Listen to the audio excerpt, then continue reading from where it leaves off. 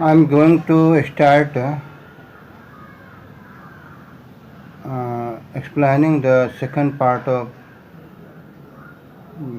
the lesson Triumph of the Surgery.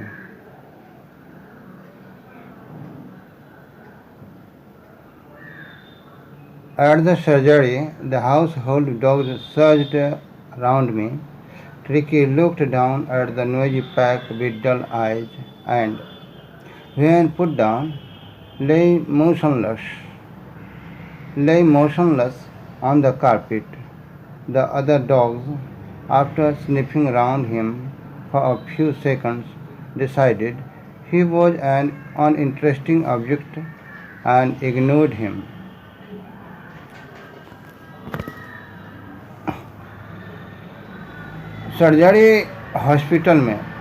Surgery नामक अस्पताल में पालतू कुत्ते ने मुझे चारों तरफ से घेर लिया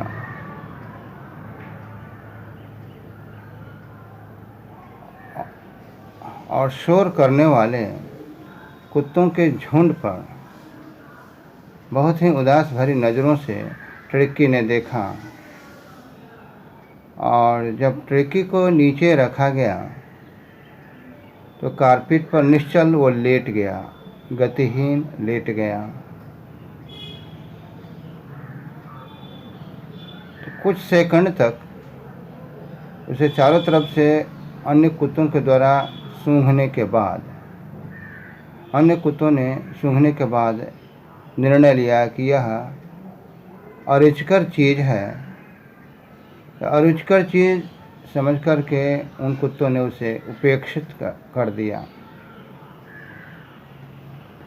I made up a bed for him in a warm, loose box next to the one where the other dogs slept. For 2 days, I kept an eye on him, giving him no food but plenty of water. At the end of the second day, he started to show some interest in his surroundings, and on the third, he began to whimper when he heard the dogs in the yard.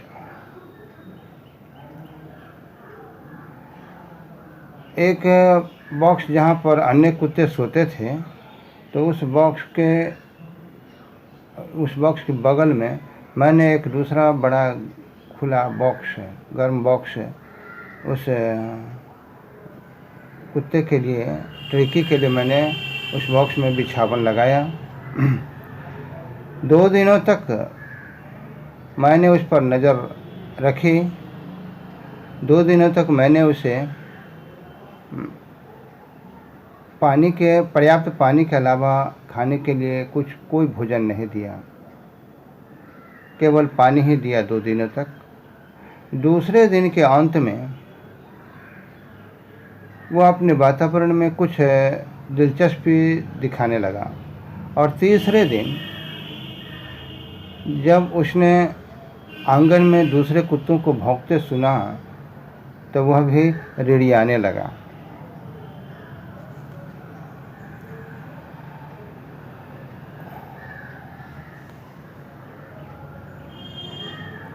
When I opened the door, Tricky trotted out and was immediately engulfed by Joe, the greyhound, and his friends. After rolling him over and thoroughly inspecting him, the dogs moved off down the garden. Tricky followed them, rolling slightly with his surplus fat. जब मैंने दरवाज़ा खोला उस box का तो tricky बाहर निकला और वह ट्रिकी शीघ्र ही एक लंबे जो नामक कुत्ते से घिर गया और उस जो के मित्रों से भी घिर गया।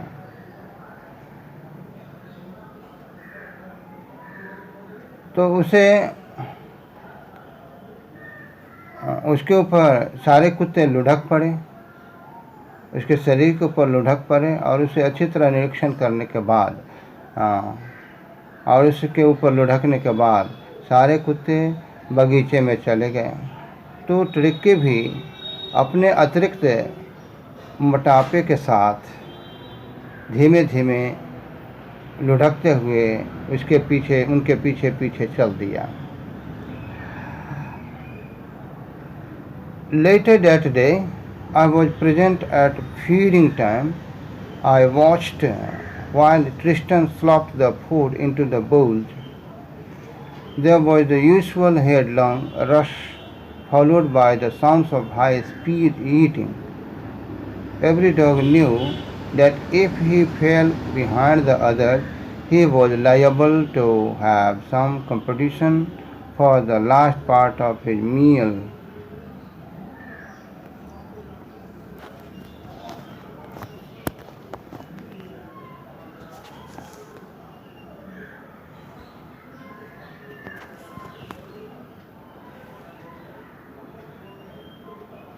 उस दिन के बाद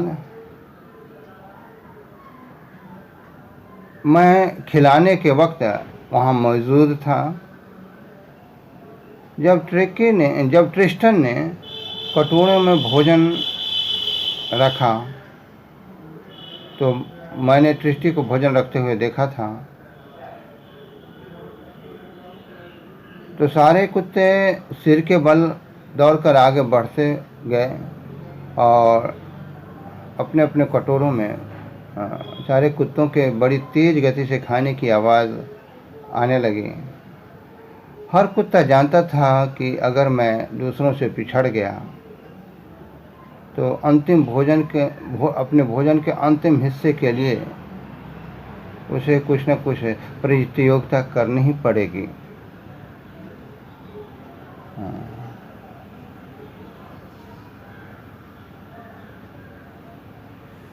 When they had finished, Tricky took a walk around the shining bowls, looking casually inside one or two of them.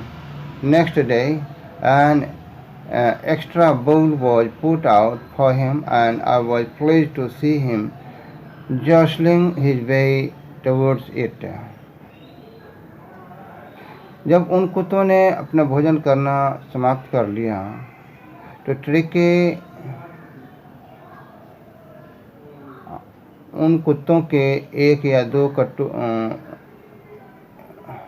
Tricky चमकते कटोरों के चारों तरफ चक्कर लगाया और उन कटोरों में से एक या दो कटोरे के भीतर को चाटा। उसने बड़ी दिलचस्पी से चाटा। तो उस दिन तो भोजन उसे नहीं दिया गया। दूसरे दिन एक अतिरिक्त कटोरा उसके सामने परोसा गया और तो मैंने ट्रिकी को इस कटोरे की तरफ आते हुए धक्कम धुक्की करते हुए अपना रास्ता बनाते हुए धक्कम धुक्की के साथ आते हुए जब मैंने देखा तो मुझे काफ़ी खुशी हुई। From then on, his progress was rapid. He had no medicinal treatment of any kind, but all day he ran about with the dogs, joining in their friendly scrimmages. He discovered the joys of being bowled over, tramped on the spot every few minutes. He became an accepted member of the gang, an unlikely, silky little object among the shaggy crew, fighting like a tiger for his share at meal times and hunting rats in the old hen house at night. He had never had such a time in his life.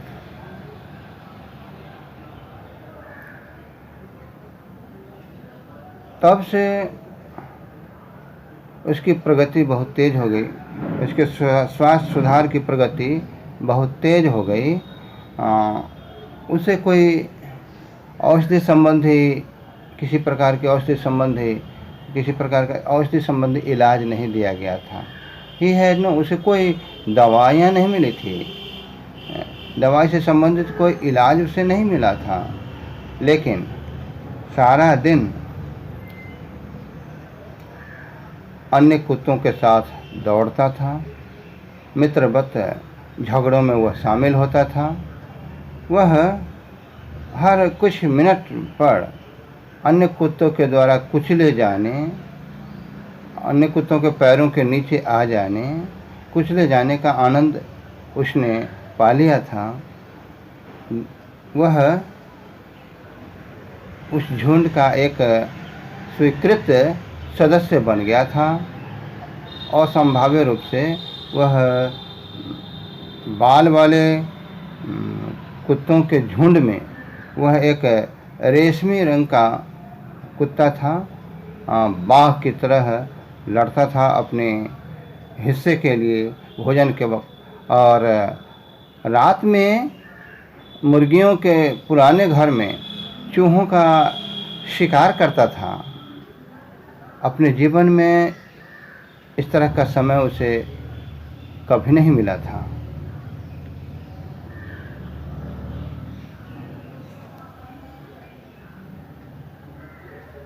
All the while, Mrs. Pumphrey hovered anxiously in the background, ringing a dozen times a day for the latest bulletins. I dodged the question about whether his cushions were being turned regularly or his correct coat worn according to the weather. But I was able to tell her that the little fellow was out of danger and convalescing rapidly. अब पीछे अब Mrs Pomfrey बड़े चिंतित रूप से मंडराती रहती थी, जबकि मिसेज पम्फ्रे चिंतित रूप से मंडराती रहती थी। वह अंतिम से अंतिम खबर लेती थी फ़ोन करके। दर्जनों बार वह टेलीफोन करती थी, दिन में दर्जनों बार टेलीफोन करती थी और अंतिम खबर वो लेती थी टेलीफोन से। मैं बहुत सारे प्रश्नों को टाल देता था, बड़ी चालाकी से टाल देता था। वो प्रश्न हुआ करते थे कि क्या उसके तकिए नियमित रूप से बदले जा रहे हैं कि नहीं, या उसके सही कोट मौसम के अनुसार, वेदर के अनुसार उसके कोट पहनाए जा रहे हैं कि नहीं। लेकिन मैं इतना ही कहने में सक्षम हुआ, इतना ही मैं कहा कि वो छोटा कुत्ता अब खतरे से बाहर है और बड़ी तेज़ी से उसे स्वास्थ्य लाभ हो रहा है, कन्वलेसिंग हो रहा है। कन्वलेसिंग का मतलब स्वास्थ्य लाभ। The word convalescing seemed to do something to Mrs. Pumphrey. She started to bring around fresh eggs, 2 dozen at a time, to build up Tricky's strength. For a happy period, my partner and I had 2 eggs each for breakfast. But when the bottles of wine began to arrive, the real possibilities of the situation began to dawn on the household. It was to enrich Tricky's blood. Lunch became a ceremonial occasion. We took glasses of wine before and several during the meal. अब स्वास्थ्य लाभ शब्द Mrs Pomfrey को कुछ active करता हुआ मालूम पड़ा। उसने तो ताज़े अंडे लाने शुरू कर दिए। एक बार में 2 दर्जन अंडे लाती थी ट्रिकी के शरीर को मजबूत बनाने के लिए। और बड़ा सुखद अवधि, एक सुखद समय आया कि अपने पार्टनर और मैं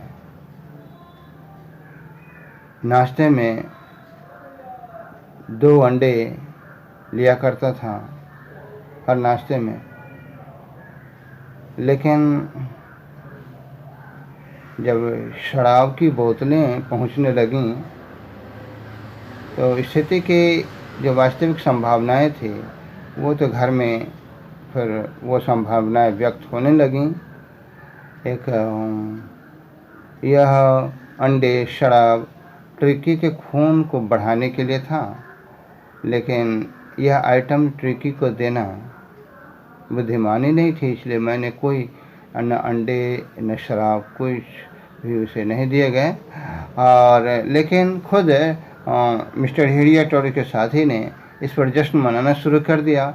उन लोगों ने एक उत्सव जैसा ओकेज़न, ये लंच तो उन लोगों के लिए उत्सव जैसा हो गया।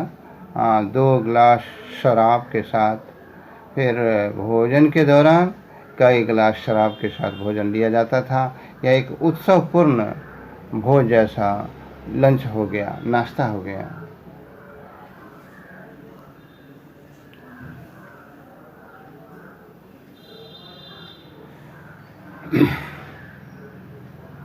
We could hardly believe it when the brandy came to put a final edge on Tricky's constitution. For a few nights, the fun spirit was rolled around, inhaled and reverently drunk. They were days of deep content, starting well with the extra egg in the morning, improved and sustained by the midday wine, and finishing luxuriously around the fire with the brandy. मुझे तो आंखों पर विश्वास ही नहीं हो रहा था हम लोगों को, जब ट्रिकी के शरीर को मजबूत करने के लिए जब आखिरी रूप से ब्रांडी पहुंचने लगा। कुछ रात तो अच्छी शराब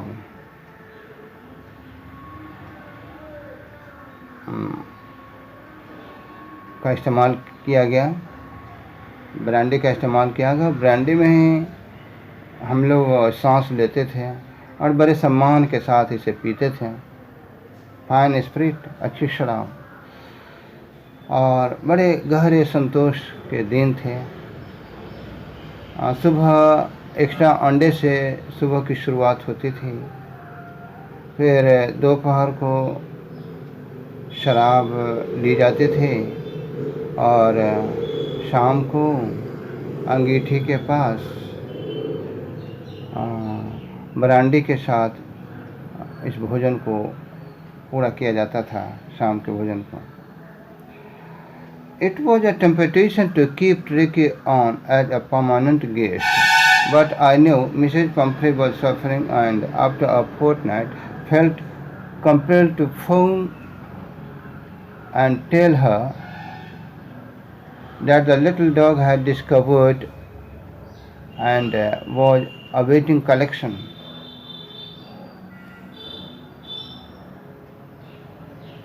एक स्थायी अतिथि के रूप में ट्रिकी को रखने का लोभ हो गया था मुझे, लेकिन मैं जानता था कि मिसेज पम्फ्रे बहुत पीड़ित हैं, उस पालतू कुत्ते के बिना बहुत दुखी हैं। तो 15 दिनों के बाद मैंने फ़ोन करने की विवशता महसूस की। मैंने फ़ोन करके कहा कि यह छोटा कुत्ता अब ठीक हो गया है और ले जाए जाने के लिए प्रतीक्षित है, वह ले जाए जाने के लिए प्रतीक्षा कर रहा है। Within minutes, about 30 feet of gleaming black metal drew up outside the surgery. The chauffeur opened the door and I could just make out the figure of Mrs. Pumphrey almost lost in the interior. Her hands were tightly clasped in front of her. Her lips trembled. "Oh, Mr. Harriot, do tell me the truth. Is he really better?" कुछ ही मिनटों में 30 foot की चमचमाती काली car surgery hospital के बाहर खड़ी हो गई। कार ड्राइवर ने दरवाज़ा खोला और मैंने मिसेज पैम्फ्रे की आकृति को मैं देख सकता था, जो कार के भीतरी भाग में प्रायः वो खुद में खोई खोई थी, और उसके हाथ उसके सामने बड़े टाइट से फंसे हुए थे। तो उस मिसेज पैम्फ्रे ने कहा कि मिस्टर हिडियट, आप मुझे सच सच बताएं, अवश्य बताएं कि क्या वह वास्तव में ठीक हो गया है। Yes, he is fine. There's no need for you to get out of the car. I'll go and fetch him. I walked through the house into the garden. A mass of dogs was hurtling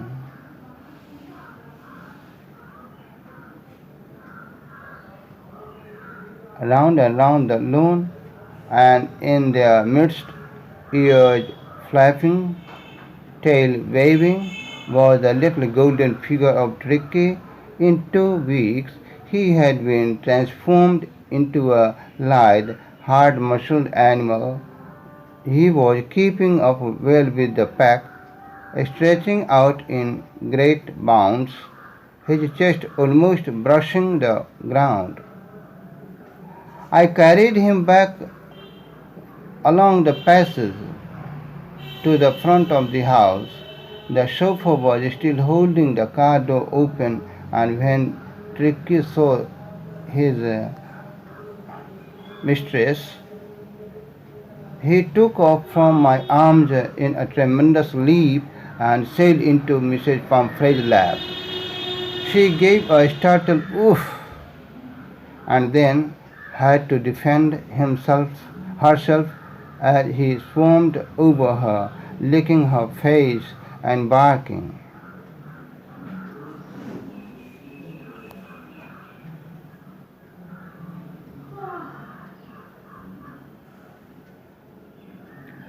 मैंने कहा कि हाँ, वह बिल्कुल fine है, बिल्कुल स्वस्थ है, और कार से आपको उतरने की ज़रूरत नहीं है। मैं खुद जाऊंगा और उसे आपके लिए लाऊंगा। और मैं घर से होते हुए बगीचे में गया। कुत्तों का एक झुंड मैदान का चक्कर लगा रहा था, और उनके बीच में कान फरफराते हुए, पूंछ लहराते हुए, ट्रिकी की स्वर्णिम आकृति दिखाई पड़ रही थी उस झुंड में। 2 सप्ताह में वह एक लचीला, सख्त, मांसल वाला जानवर के रूप में परिणत हो गया था। वह अन्य कुत्तों के साथ अच्छी तरह से संगति बना रहा था। वह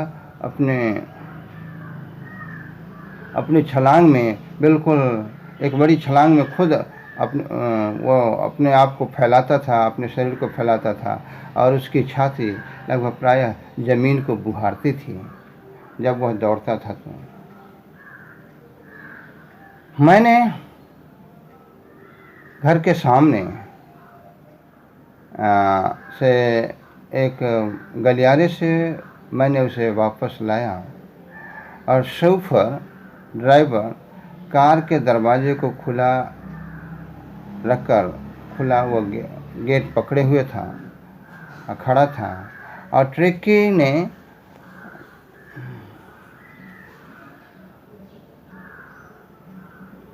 अपनी मालकिन की झलक दूर से देख लिया, तो वह मेरी बाहों से बड़ी भयंकर छलांग के साथ अलग हो गया और अपनी मालकिन की गोद में जा टपका। मिसेज पंफ्री तो चौंक गई, और मिसेज पंफ्री को अपने आप की सुरक्षा करनी पड़ी, जैसा कि वह मिसेज पंफ्री के ऊपर उसने छलांग लगाया था और उसके चेहरे को चाट रहा था और उन पर भौंक रहा था।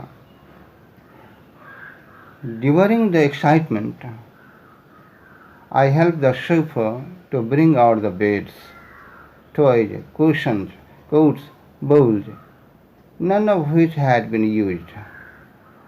As the car moved away, Mrs. Pumphrey leaned out of the window. Tears shone in her eyes. Her lips trembled. "Oh, Mr. Harriet," she cried, "how can I ever thank you? This is the triumph of surgery." अब खुशी की उत्तेजना में, इस excitement के दौरान मैंने chauffeur को, ड्राइवर को मैंने मदद की। बिछावन, खिलौने, तकिया, कोट, कटोरे लाने में।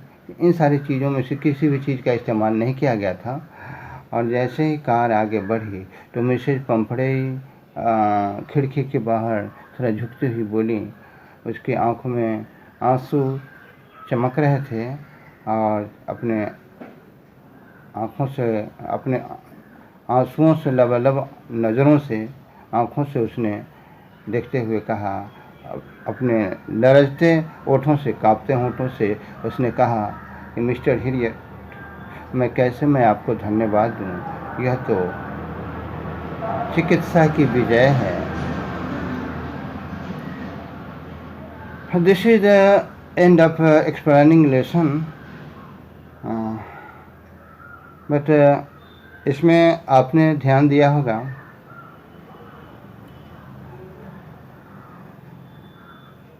कि आहार से संबंधित चर्चा ज़्यादा चली और ओवर ईटिंग, ट्रिकी की बीमारी का कारण ओवर ईटिंग था। तो आहार, रिच डाइट उसे तो दिया जाता था, लेकिन थोड़ा हम ये समझें कि आहार का क्या मतलब होता है। आहार का मतलब मेरी समझ से कि आहार वो चीज़ है जो बाहर से अंदर की तरफ जाता हो। बाहर से अंदर की तरफ जो जाता है वही आहार कहलाता है। जैसे भोजन हम बाहर से भीतर की ओर हम ले जाते हैं, उसे मुंह के माध्यम से भीतर की ओर ले जाते हैं। तो हमारी सांस भी तो बाहर से भीतर की तरफ जाती है, तो हमारी सांस भी तो आहार है। हम किसी की बात सुनते हैं तो किसी के शब्द, किसी की आवाज़ मेरे कान के माध्यम से भीतर की तरफ आती है, बाहर की आवाज़ मेरे कान के माध्यम से होते हुए भीतर की तरफ आती है, तो वो भी तो आवाज़ आहार है। आँखों के माध्यम से हम बाहर के नज़ारों को अपने मस्तिष्क के भीतर ले जाते हैं, तो वो नज़ारे भी तो बाहर से भीतर आँख के माध्यम से हमारे मस्तिष्क में जाते हैं, तो वो भी नज़ारे तो आहार हैं। तो एक आहार होता है सॉलिड, जो हमारे आमाशय में जाता है और वो भोजन के रूप में और डाइजेस्ट होता है, पचता है और हमारे शरीर की ताकत का निर्माण करता है, शरीर को मजबूती प्रदान करता है। लेकिन एक दूसरा डाइजेस्टिव सिस्टम हमारा एक तरह से माइंड है, जिस माइंड के लिए भोजन सुने गए शब्द हैं, आवाज़, और दूसरा आँखों के द्वारा देखे जाने वाले दृश्य, तस्वीर।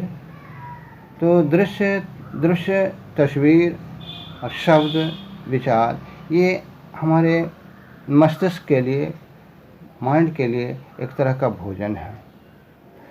तो आई मीन टू से man is what he sees and here. आदमी जो देखता है, जो सुनता है, वैसा ही वो होता है। तो जैसा वो देखता है, जैसा सुनता है, वैसा ही वो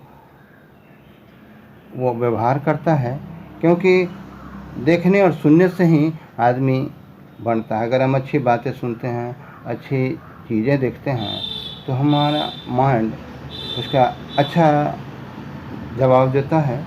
इसलिए हमारे मन में, हमारे माइंड में अच्छे विचार होने चाहिए, अच्छे नज़ारे होने चाहिए, अच्छे अच्छे अच्छा वातावरण होना चाहिए, ताकि आदमी खुद मन के पीछे चलता है। शरीर आदमी का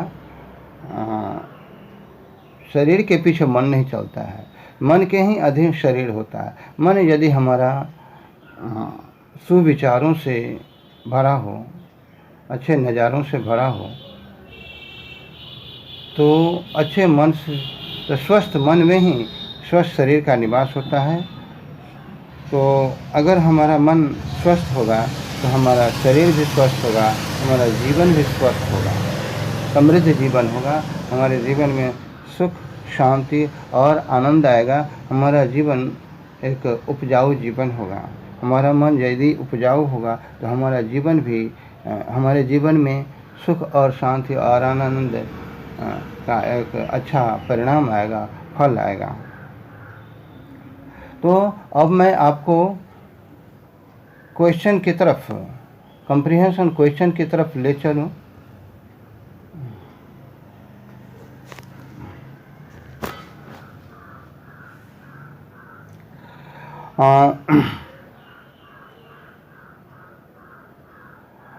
Is the narrator as rich as Tricky's mistress? क्या नरेटर, कहानीकार, ट्रिक्की के मालकिन के जैसा धनी था? तो no, the narrator is not as rich as Tricky's mistress.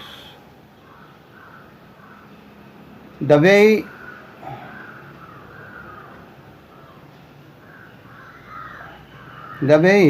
Mr. Hilliard feasted on wine, eggs, brandy sent by Mrs. Pumphrey shows that he is not as rich as Tricky's mistress. How does he treat the dog? Dog was sick. The dog got sick due to overeating. He lost his appetite. He is hospitalized in the hospital at the surgery. Mr. Dr. Hilliard gave him no food but plenty of water for 2 days. At the end of second day,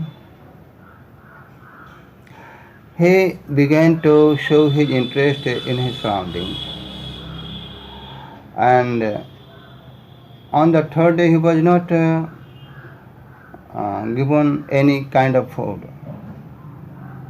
At the end of the third day, he licked 2 bowls of other dogs after eating. On the 4th day,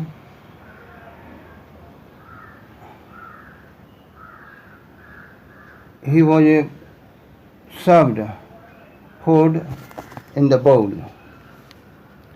He enjoyed eating,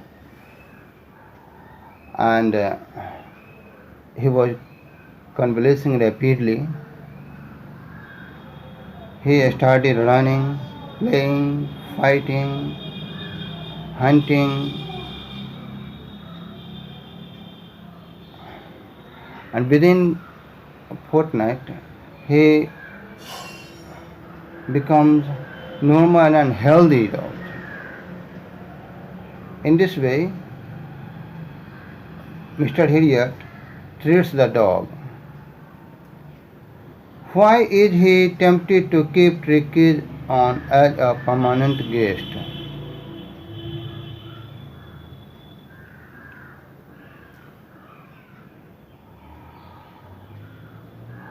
The word convalescing became active,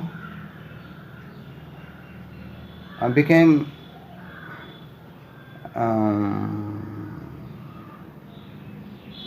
Mrs. Pumphrey active.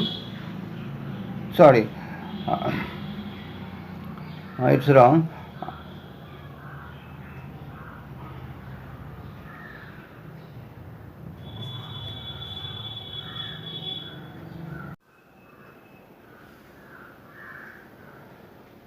Why is he attempted to keep Tricky's on as a permanent guest?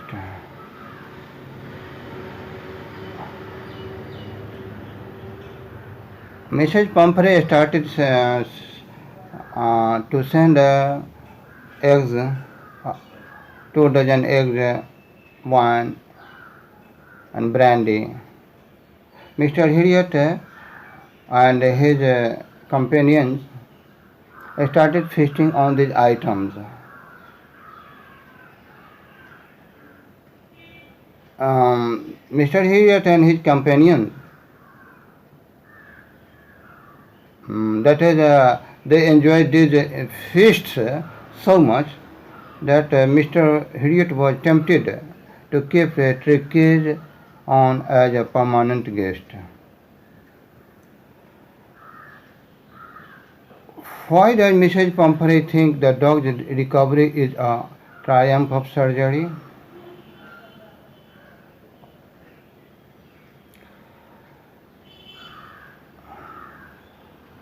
Mrs Pumphrey क्यों सोचती है कि कुत्ते का ठीक हो जाना एक चिकित्सक की विजय है?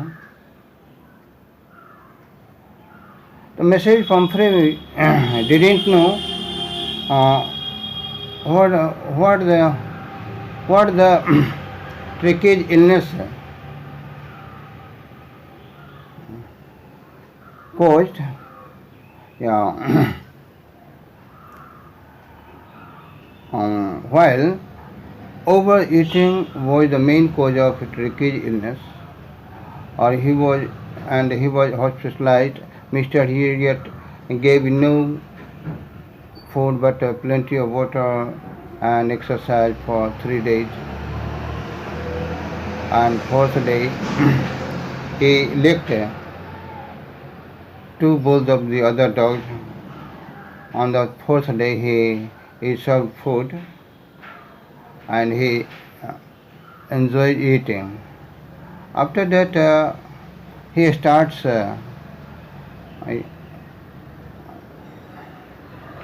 recovering rapidly.